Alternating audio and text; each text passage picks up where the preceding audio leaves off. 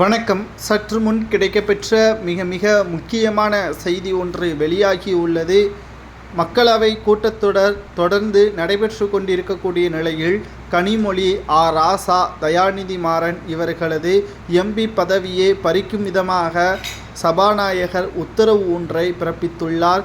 இவர்கள் 2 மாதத்திற்கு உள்ளே வரக்கூடாது, மக்களவையே சேதப்படுத்தும் விதமாகவும் மக்களவையே சரியாக நடத்துவதில் சிக்கலை ஏற்படுத்தும் விதமாகவும் கலகத்தை தூண்டும் விதமாகவும் செயல்பட்டு வருகிறார்கள். பட்ஜெட் தாக்கல் முடிந்த பிறகு அதை பற்றியான விவாதங்கள் தான் நடைபெற்று வருகிறது.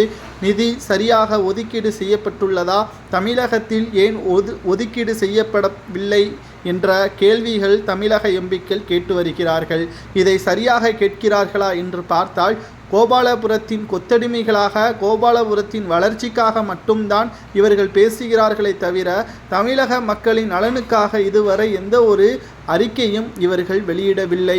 மேலும் தமிழகத்தில் ஒட்டுமொத்தமாக மத்திய அரசு கொடுக்கின்ற சிறப்பு பள்ளி நிதி தொகையே தமிழக அரசு வேண்டாம் என்று மறுத்துவிட்டது.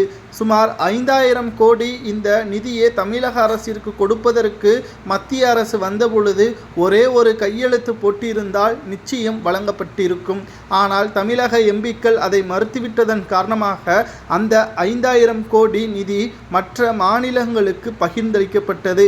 இதில் யார் மீது தவறு இருக்கிறது?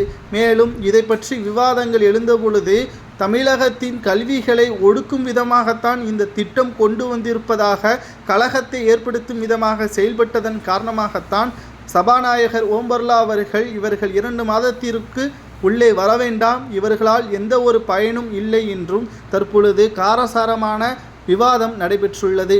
குறிப்பாக சொல்ல வேண்டும் என்றால், தமிழகத்தை வளர்ச்சி அடைய விடாமல் இருக்கக்கூடியவர்கள் கோபாலபுரத்தின் கொத்தடிமைகளே தவிர ஒட்டுமொத்தமாக 40 எம்பிக்களை தாருங்கள், நாங்கள் தமிழகத்தை மாற்றிவிடுகிறோம், திருப்பி விடுகிறோம் என்று நாம் குழம்பிய மக்களை புலம்ப வைத்துவிடக்கூடிய வகையில்தான் தற்பொழுது இவர்களது செயல்பாடுகள் அமைந்திருக்கிறது.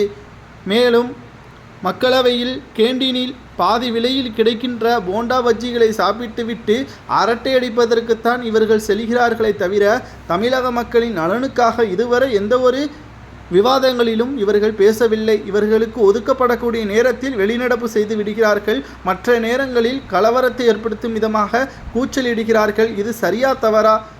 சபாநாயகர் ஓம் பிர்லா அவர்கள் இவர்களை வெளியேற்றம் செய்தது சரியா தவறா என்பதை நீங்களே கமெண்ட் வாயிலாக கூறுங்கள்.